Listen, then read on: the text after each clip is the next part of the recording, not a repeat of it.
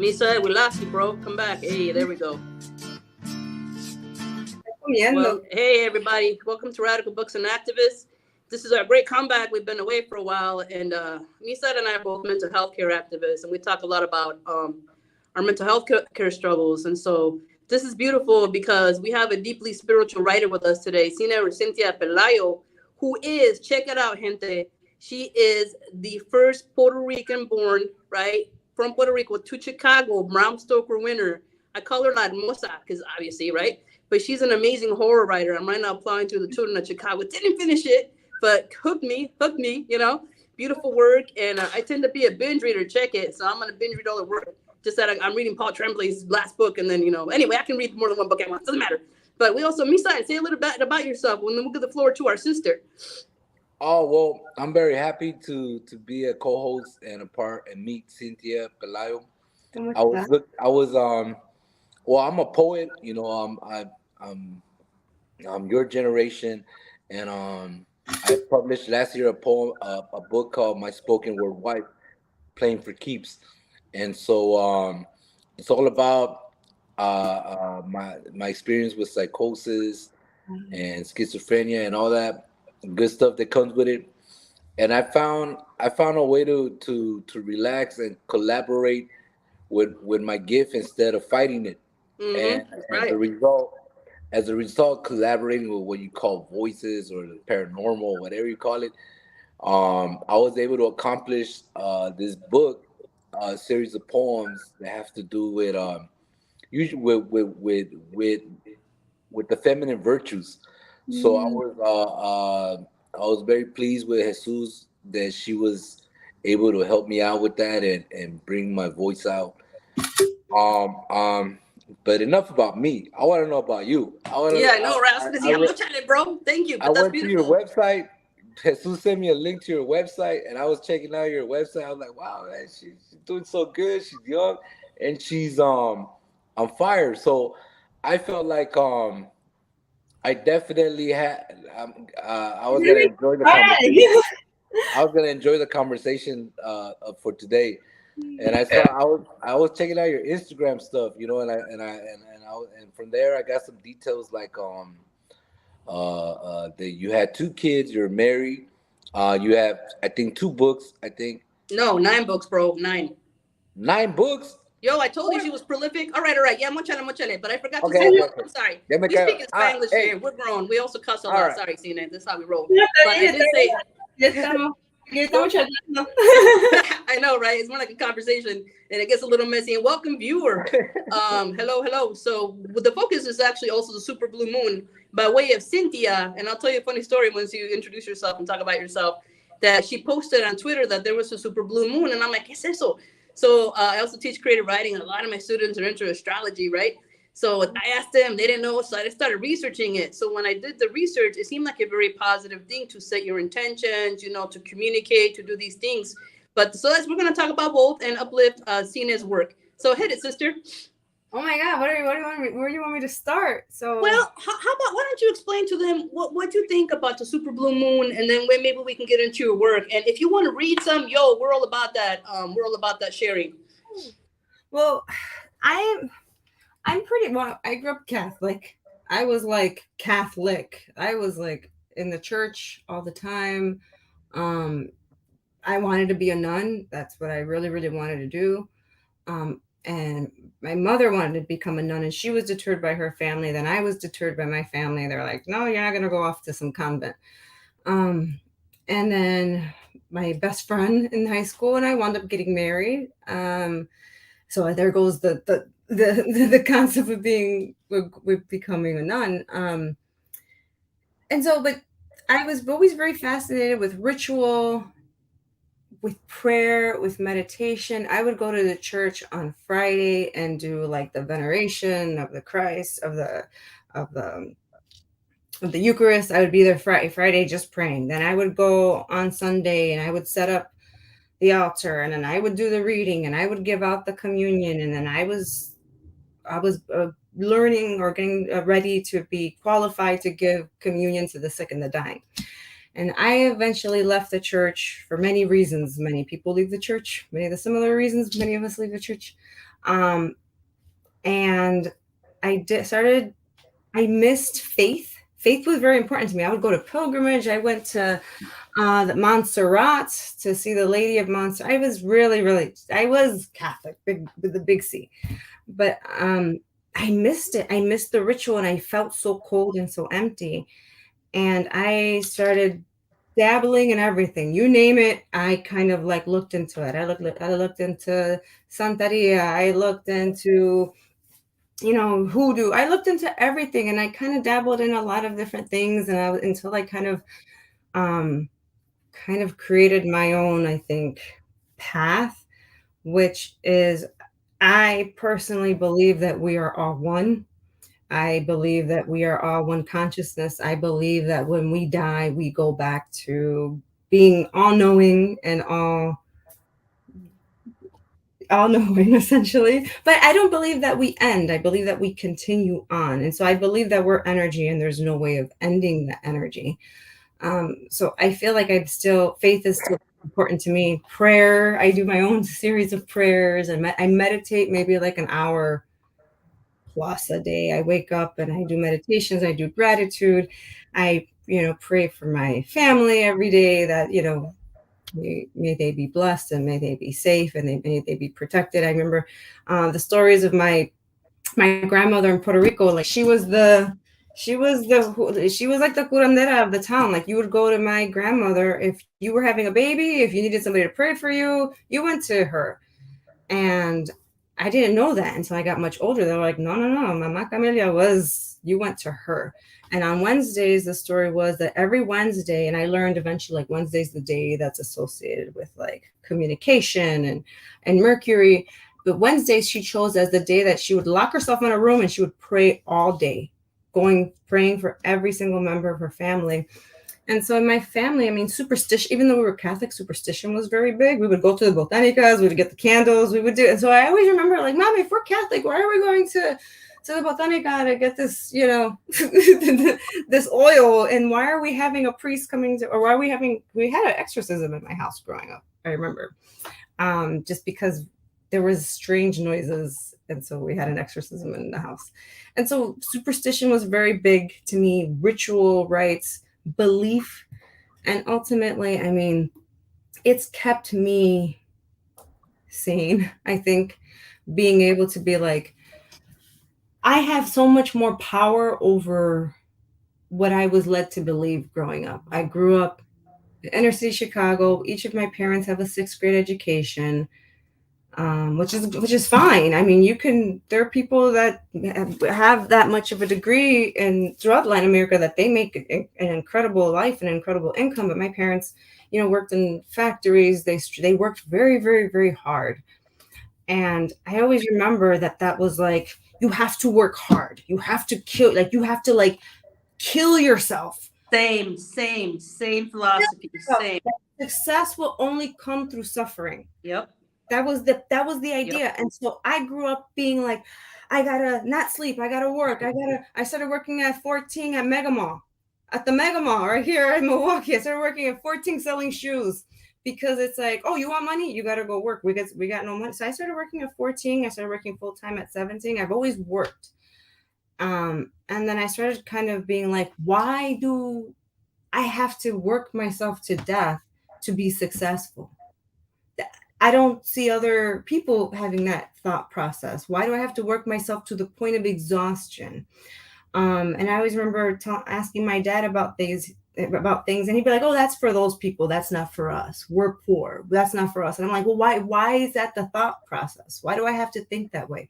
So I think with mindfulness, with meditation, I've started, and it was just the last 3 years really being like, I don't have to work myself to the point of exhaustion anymore.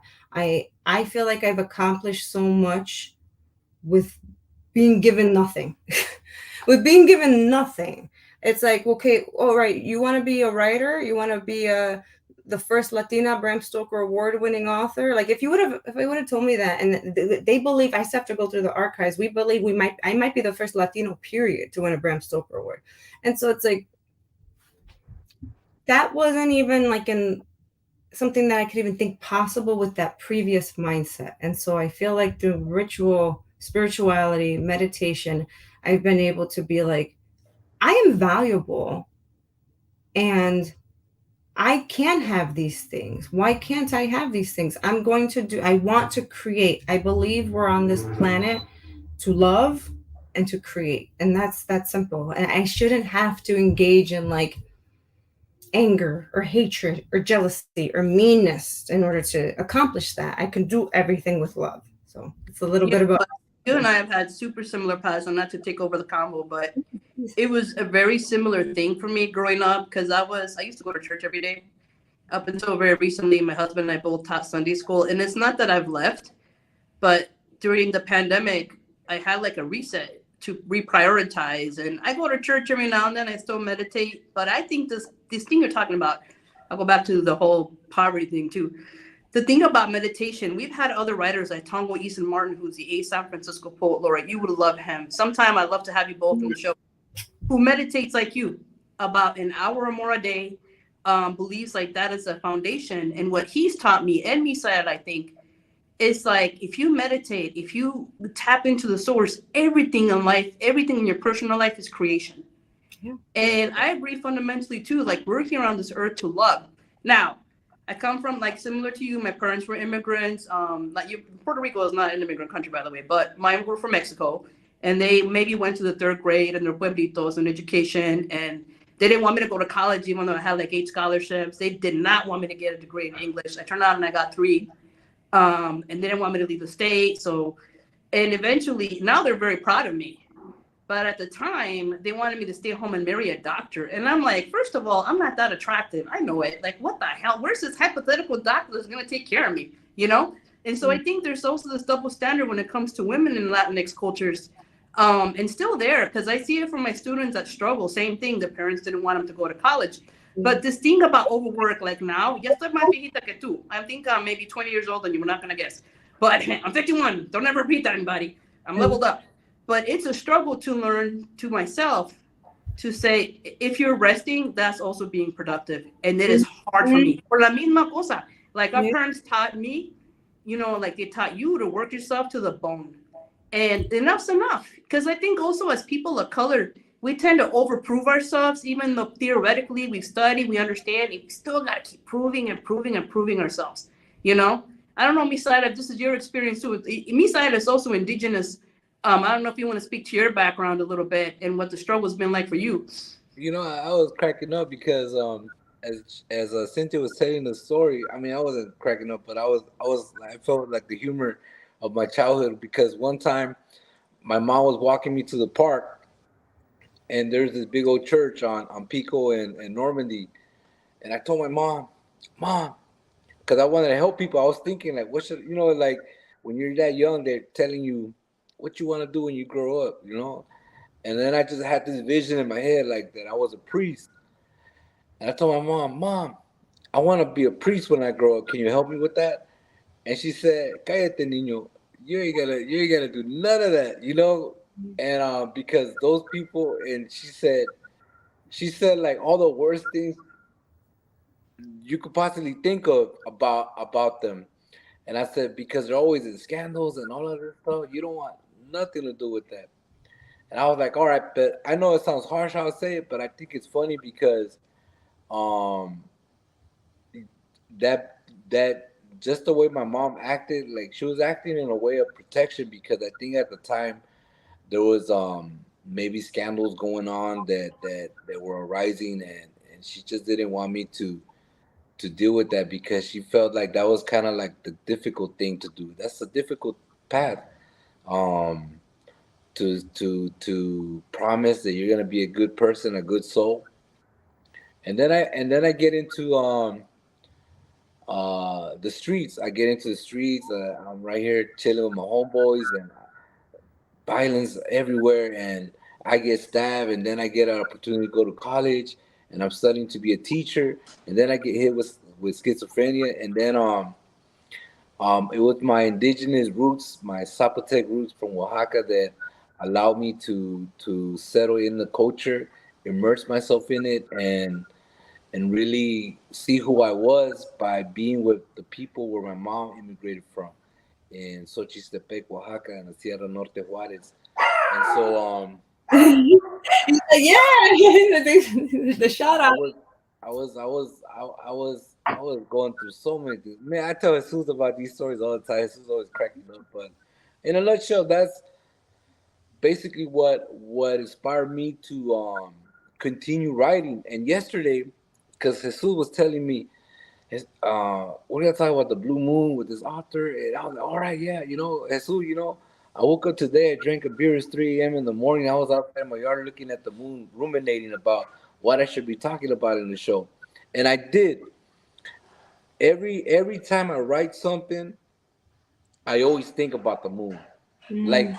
like can I present this type of writing in a moonlit scene?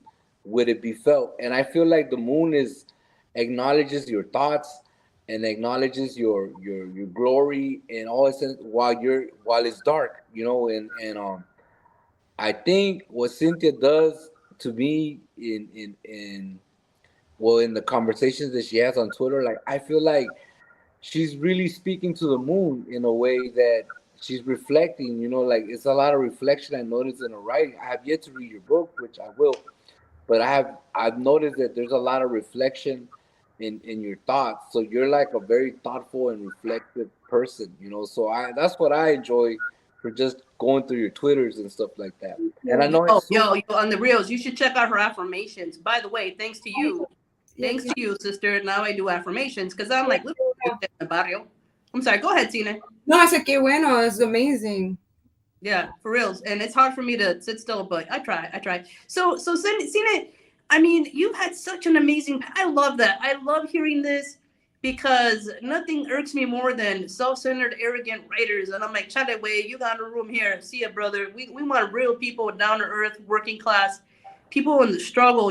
People in the movement, people that care and aren't just there for themselves. And that's why Misael was the first poet I published too, because the charity press that I published to doesn't make money. The money goes all to charity. And to find somebody like Misael with such a beautiful voice that contributed I thought it was amazing. And yo, you checking up the chat, brother? Is anybody commenting? Because I'm not paying attention on the phone, bro. I don't know if you can do No, that. we're good. Sorry. Phone, yo, sorry everybody, because of the Wi-Fi. So Cine, tell us. I mean, you talked about the Bram Stoker and growing up, but do you want to read a little bit from your book? I don't know if that's cool with you, or you want to talk about I don't know, maybe What do I talk about? What do I talk about? I can tell you. The dual life is interesting to me. You know what I really love? I love the fact that how can I say this? Like I know we talked about life art form. I can tell the way you present yourself is art, which is beautiful. And I mean like in the sense of how you dress, like how you do your makeup. It's all creative. It's not como se dice creída. You know what I mean? It's not about that. And I get that vibe when I see like your videos. I know I'm sucking up. Yo, I'm not a blowhard by any means, but I can feel like you're really doing it. You're bringing that art form, whether you're dancing, whether you're writing, whether you're pulling together a group of people to read a book, and that's beautiful, dude. And that's hard to do, because it also means that you put yourself out there for others and you're vulnerable. But I think that's good too, And So I think magic and meditation it has to be presented in all aspects of my life. And when I say magic, I mean like the wonder of things and how we can. Everything begins with a thought, and I feel like the other day, right? Yesterday, I told my husband, I was like, let's go for a drive. Let's go for a drive and let's go get a coffee. And we went on a drive, and then we got the coffee. And I was like, you see, that's magic. We manifested that. I had a thought, and I said, we're going to go do this. We're going to go for a drive, and we're going to go get a coffee. Everything begins with the thought. And why can't I say something like, I'm going to be a millionaire, a multimillionaire by the end of within 6 months? That's a thought. Everything comes with a thought. And so I feel like what we were talking about. Oh, and I wanted to tell you too, when you said that your mother tried to marry you off to a doctor, my mom tried to do me that way too. Yeah, So that's very interesting that our Latina moms try to do that to us. But and I wound up marrying my best friend. But yeah, there was That's awesome. she tried to marry me off to like a podiatrist when I was like 17, 18. I was like, Mommy, are you serious right now? Yeah. It's crazy. The way we were raised, right? Mhm. We were raised to be, at least I was raised to be very passive. I was raised to never speak up. I was raised to, you need to take care of people. You shouldn't, what your needs don't matter. I wanted to major in, I was the first person to step foot in a college classroom in my family. And I wanted to major in fiction writing for my undergrad. And my father's like, you're not going to be a fiction writer, that you're not going to be a writer or for fiction. And I was like, well, I'm not going to, I have to do something creative. And so we, even though they couldn't pay for anything, it was all loans. I think we settled on, I I always grew up with, I have to make them proud of me. There was always that. Like, I can't make them ashamed of me. And that was part of my upbringing. Like, you have to be mindful of how you dress. You have to be mindful of your makeup. You have to be mindful of your tone.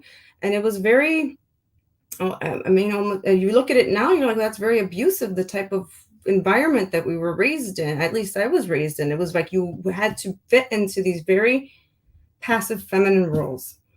And, breaking away from the Catholic Church, a few years ago, I think I left the church in 2017, finally.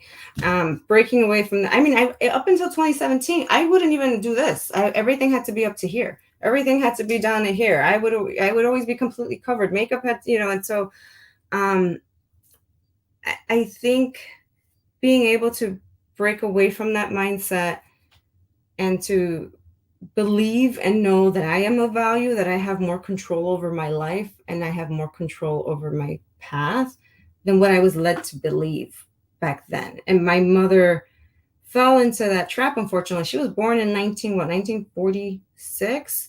And her entire life was taking care of the rest of the kids, getting married at 21, which subsequently is the age that I got married. I got married at 22 because that was the expectation. It's like, well, you have to get married. That's young, Cena. I got married at 22 because it was like, well, you're not going to do that. You can't. They're like, you're not going to be a nun. And so they're like, well, then you have to get married. And I was just like, because I couldn't leave the house. Moving out was that was not even an option. So it was like, get married. And my best friend and I were like, let's get married. Let's get married. And so I wound up marrying my best friend, Gerardo, and we've been married for 21, 22 years now. I mean, he's a great person. We love one another. We wound up having kids very late, and I think much later in life, 37, 33. That's when I had my 30, 41. Yeah. We didn't think we would have children. I mean, I just wanted to create that. The older I got, the more I was like, I'm going to create art. I want to create. This is what I'm meant to do. And, up until the end there, I was still really, up until recently, I was still so fixated with proving myself to people. And I feel like that's all connected to my upbringing, having to make my father proud of me, not bringing shame to my family. That was always a thing. Like, do not bring shame to your family. And it was like, it's very traumatic when you think about it. Like how much time did I waste and energy being so fixated on trying to prove myself to people? And so I think that zapped so much of me. And so spirituality has saved me. It's given me some relief. And I've noticed even recently, my father died in March. I'm sorry to hear that. I saw that. So I had a lot of really big things happen in a short period of time. I had my dog of 20 years die. My father died, which we knew he was, he evaded death multiple times. So we knew this was coming, but he died. I lost my job of 17 years in a mass layoff, which tons of people were let go. I wasn't, and so it's just like, that was traumatic to see. Myself, many of my friends, like we were all like, we're out of work now after being there. I would have made 18 years there. And so, and other things happening. And I noticed the one thing that I wasn't doing when some of these things were leading up to shifting was I wasn't meditating. I had stopped because then when I stopped meditating, I just started fixating and kind of spiraling. And I had to force my body and tell my body, no, you're not in control, body. You're not going to spiral. You're not going to get stuck in these negative thought loops. And so I would wake up in the morning, and that was the first thing I would do. I would force myself to sit down. And it's like, you're just going to meditate. And then you're going to journal. And then you're going to do your affirmations. And then I do EFT tapping, which is a series of affirmations that you do it against these meridian points. And so I'll say my affirmations as I do this EFT tapping. So it became a process from May to now where I feel like 2-3 hours a day has been self-care for me to kind of really process so much of this that I've been experiencing. And I keep trying to tell myself, my life wasn't falling apart. My life was falling into place. And so this is the universe telling me, you're meant to be somewhere else, and this is okay. No, that's beautiful, because I think you're hitting on something. I mean, we live in a capitalist society without a doubt, and people work themselves to the ground. And this value of being quiet in a noisy society, I think, is really important. It's hard, even for me. I tend to maybe 30 minutes max, because I start spacing off. And I'm like, chale, I got to move, and walk. And I think walking is also a very beautiful way of connecting. I tend to walk my dog like at 3 or 4 in the morning. We don't go walking for an hour, but just that time away to get up from the desk, I think it's so important. And self-care, it's so important. And I'm not good at it. I started going to counseling again just because the mental health care system is so terrible in general. Like I was on a bunch of wait lists, and I have insurance. I mean, for months and months and months at different teaching hospitals. I couldn't get a private counselor or a psychiatrist. So I finally got one, which she's awesome. And she's kind of like having me see that self-care is a value, that you have to schedule time. And, hello, Antonio the Human. So Antonio the Human is my son, who's a very precocious little dude. And he says, after writing for a longer time, has your creative process evolved or changed? If so, how has it evolved? Thank you, Antonio. That's a super thoughtful question. That's my little boy. That's a great question. It's definitely evolved. My previous process, at least for writing novels, what I would do is I would just sit and write. I didn't have a plot. And so today I am very meticulous on how I will plot out my novel. I've learned that the upfront work has made me a much better writer, because I would just sit there and write and I would get lost.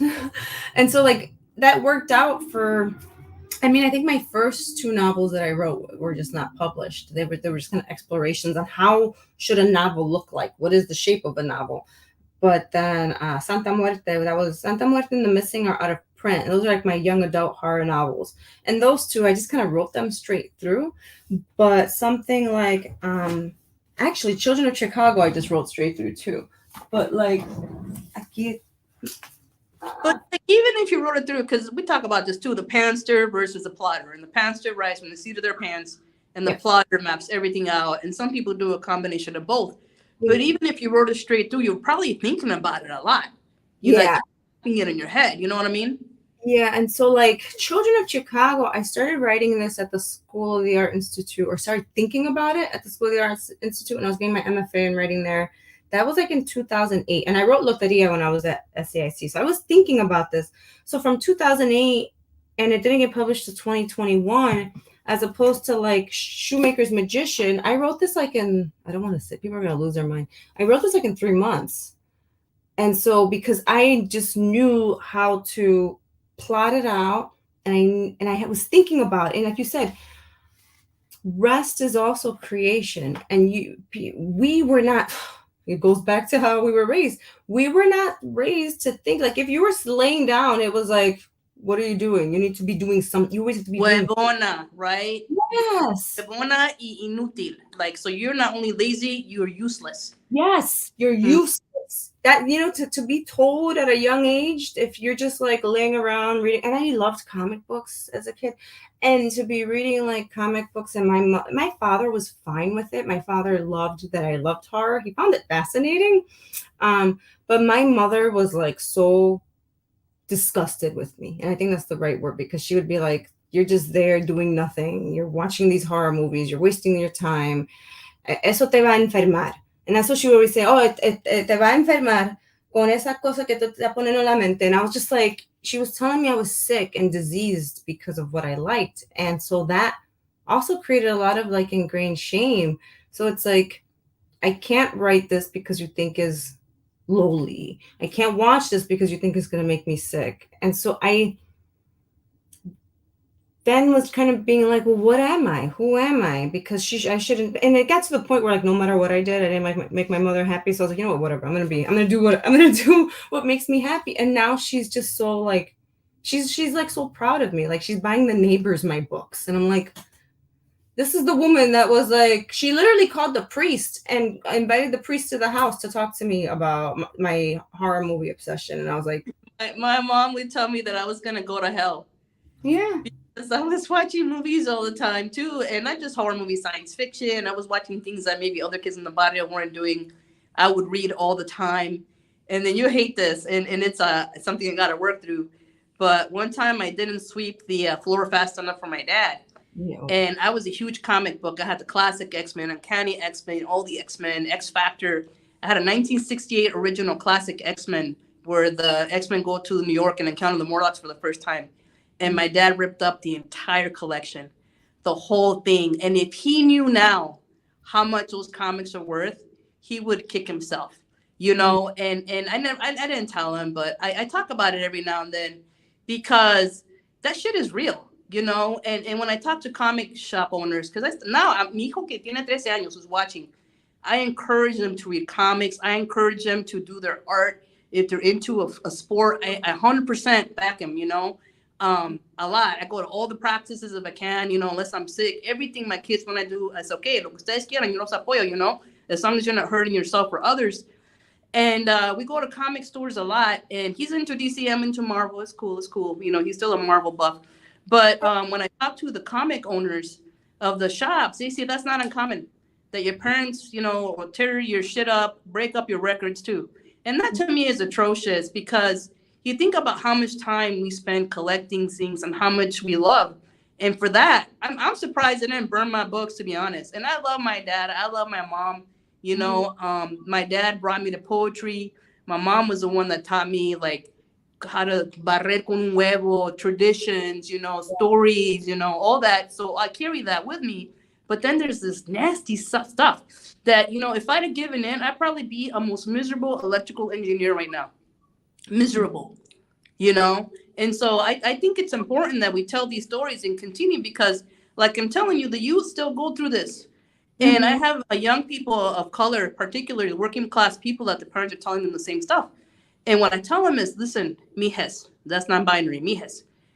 You do what you love because you don't know what the market's going to be like. It may tank. You know, I did what I love and I'm doing very well. You know what I'm saying? And so you tap into what you do, your art, whatever it is, you know, and don't let people down your angel because it's not just going to be them. They're the haters. Like you said, also in the academy, girl, we haven't even tapped into that vein, how unwelcomed we were, you know? Oh. I'm sure, because it was the same thing. It was the same thing in writing. I mean, can you imagine, like back in going to like horror conventions in like 2008? It's like, hey, I'm here, and it's just like there was no Latinos there. There was very few people of color involved in like horror writing, and it was like, I mean, I could talk for hours about the things that I've been told by editors, fellow writers, publishers, you name it, I've been told it. I've been told it by people that I even loved, that I'm not good enough, that the success that I have was given to me, that I'm just lucky. What? Well, esta gente están de controlada.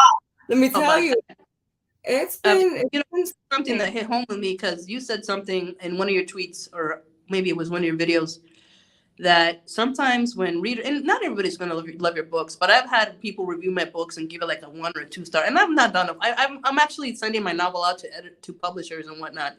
And you know, I'm maybe not going to be successful, but I'm going through the process, whatever. You're going But to when be, no. You're going to be successful. That's your affirmation. I'm going to be successful. Right.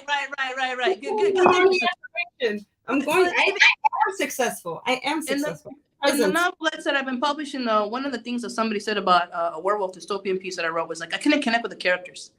And it didn't occur to me that I'm like, you know what, this dude probably couldn't connect with my characters because they're all Chicano, you know, or they're in the desert, or they're entering into this experience of the Southwest where there's a Chicanismo, you know what I'm saying? But you know, that's cool, whatever. Okay, so my son was carrying the comments today, and you're welcome to ask questions. He says, as you've created more and more, have the topics you write about change? And if so, what do you think causes that change? Damn, Antonio, way to bring it home. I'm this is brilliant question. My initial stories used to have to deal with Latinidad. I was very fascinated with like the character and the worship of Santa Muerte.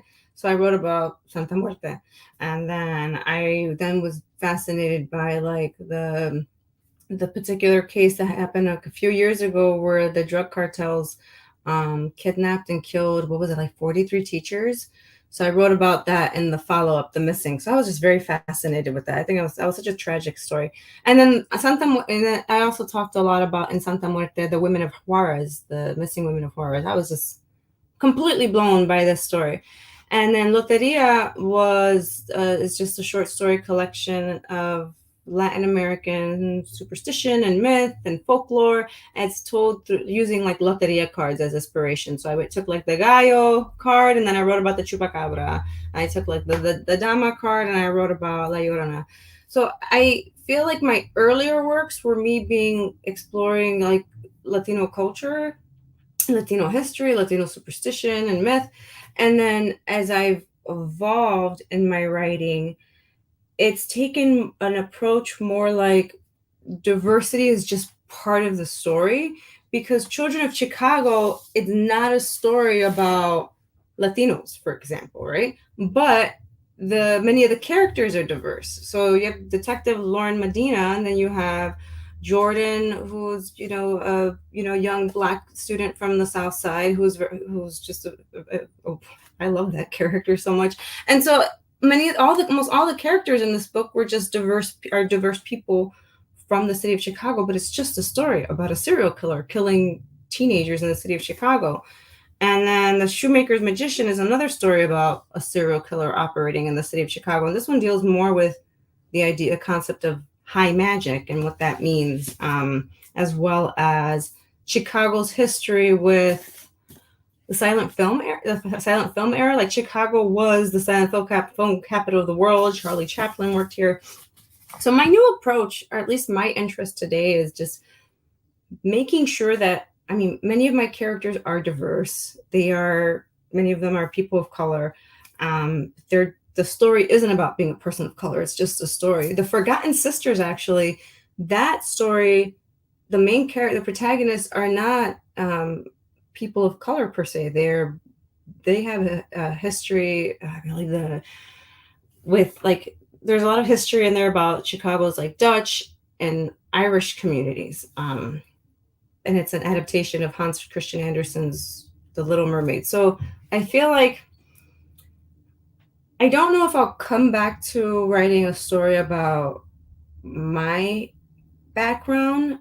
I think I'm not ready for that story yet. Gabino Iglesias does a great job. I believe his second novel that he's working on deals with more Puerto Rican culture, but I don't know if I think mentally I'm just not ready. I would love to write like a family epic, because of my family's history and just kind of like really understanding like how did these people wind up in Puerto Rico? Like some of them came from like the Canarias, the Canary Islands. Some of them came from Portugal. Some of them came from the slave trade. And so like, if you look at the history of the Caribbean, it's just like this history of tragedy. So maybe one day I'll go there. I don't think mentally I can right now, but that's kind of where I'm at right now. And then with my poetry, it's a whole different beast. But I think that's important too, because you're honoring yourself. I think sometimes when the topic is too close, you got to give it space, And And I think that's beautiful that your characters are expressing the reality of Chicago,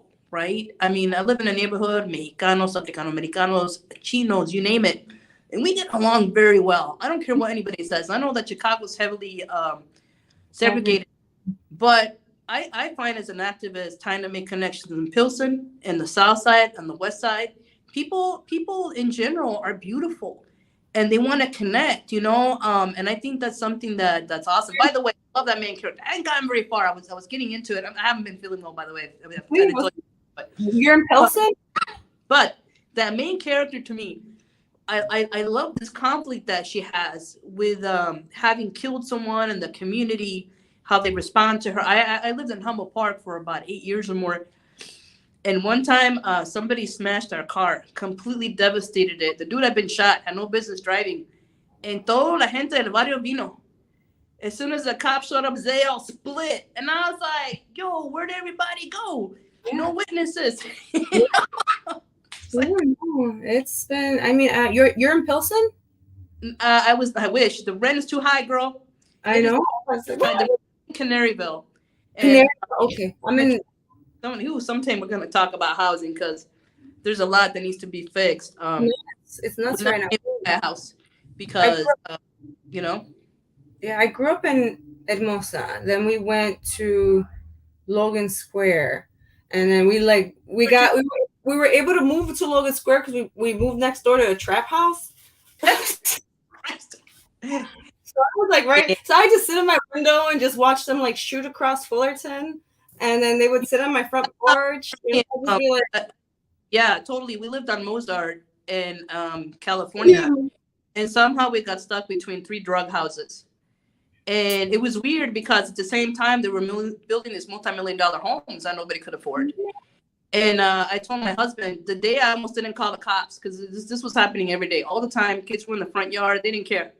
And the thing that pisses me off is these motherfuckers can't even shoot straight. I'm sorry. Learn how to shoot. Learn how to fight. You know, do it. And I'm not pro-gun. I'm not pro-gun. But that really pissed me off. And so I told my husband, it's time to go, brother. It is time to get out of here. I'm getting desensitized. You know, and not all of Chicago's like this, but we moved to Canaryville, which is a beautiful neighborhood. But the property values are almost $500,000. And who can afford that? You know, it's just hard, you know. But anyway, I want to leave it in an up note because I know you got to go, woman. And it's been such a huge honor. I know this has been a little janky. Misa dropped off. I don't know what happened and all. And I'm traveling today, but welcome. I mean, Radical Books and Activists, and think of this as your home. Also, Tina's going to be coming to her Washington as soon as the paperwork is processed. But it's an honor to have her there. So I don't know if you can maybe tell people where they can find you on social media. Because, yo, she is the social media reina right here. I just love social media because I just like, you know what? I'm just going to, I have no like filter. And I'm the people, there's so many people that are like, there's so many people that are so buttoned up, like, oh my God, and I'm just like, pero, ¿por qué me importa? Like, why do I care what people are gonna think or say? Right? Like, you, like, anyway. I'm on. Girl, I know, as you can probably tell. That's beautiful. Que se jodan, like, you know, it's like, we're all gonna die. I'm gonna die one day. You're gonna die one day. The people that don't like me are gonna die one day. The people that like, it doesn't matter. Just have fun with life and just kind of like, disfruten, you know. I'm on Twitter at Cina Pelayo. I'm on Instagram at Cynthia Pelayo Author. I'm on Threads at Cynthia Pelayo Author. I'm on Blue Sky, Cynthia Pelayo Author. I'm on TikTok at Cynthia Pelayo Author. So I'm kind of like everywhere. Nice. Yeah, I like being on social media. I like talking about affirmations. On TikTok, I will get back to it, but I do TikTok. I kind of do more like EFT tapping, and I walk through that. But yeah, so if you want to talk, I do like 60-second, like, you know, we're going to do a 60-second, you know, I'm amazing. And so like, you know, and we'll kind of go through and we'll talk about that just because I'm certified in EFT tapping. I'm the certified Reiki master healer too. Cool. So spirituality is just very important to me in healing and loving yourself. And I think, and then one important thing that I forgot to talk about, the super blue moon that we had. Full moons are very important times to release, right? And so at least what I did on this full moon, I wrote down on a list of paper I wrote on a sheet of paper a list of things I wanted to release, like things that I worried about, things that that just were just bothering me. And so I wrote the list of these things down, and I went outside and I set that sheet of paper on fire. And then on a new notebook, I wrote down things I wanted to manifest. And when you write your manifestations, things that you want to bring into your life, you write them in the present tense as if it's already happened, because you want to be in order to have the thing you want, you need to be the person that would have those things. And if you look at my old manifestation journal, I would write, I am a Bram Stoker award-winning author. I am a best-selling author. And I would sit there and I would read it, and I would, like, even if I'm like teary-eyed or crying, I'm like, no, I am a Bram Stoker award-winning author. And I would sit there for a moment and feel it, because if I know some people don't believe in manifestation, but that's fine, because I'm not talking to you. If you believe it, the purpose of it's two things with manifestation. It's your intention and the feeling. So the intention is the statement, what you want to bring into your life. So I am a Bram Stoker award-winning author. So that's my intention. I would say that, and then I would couple it with the feeling, like, what would a Bram Stoker award-winning author feel like? What would it feel like in that moment? And if you need help to tap into those feelings, some of the most electrically charged feelings that can help you with your manifestations are things like love, things like gratitude, things like inspiration. So when you just think of those types of feelings, and that's why a gratitude journal is also important. So right in the morning, it's really important to, it's in addition to your affirmations, write down things you're grateful for. Like, yesterday, or last night, my husband brought me an ice cream cone to my office, and just kind of be happy about those things. Because the more that you see, the more that you recognize the things that are there in front of you, the more good will come. And so we can't take these wonderful things for granted. If you want more good, be grateful for the good that you have. Amen to that. That's beautifully said. Sina, it has been a tremendous pleasure. I hope to have you back, and wish you every success in your upcoming projects. This has been such a joy, and I cannot thank you enough. And if you like the show, please don't forget to like and subscribe and share, and see you on the flip. We got other guests coming up, but definitely look forward to having Cynthia at her Washington College, maybe other colleges if we can swing it. But I'll be posting more about that. Thank you again, Sina. This has been huge. But I feel like you're my sister, and I don't mean that in a weird way. I'm like, damn, like, no somos solas. You know what I'm saying? Yeah. For real. Thank you so much. All right. Thank you. Thanks for watching, everybody. Bye.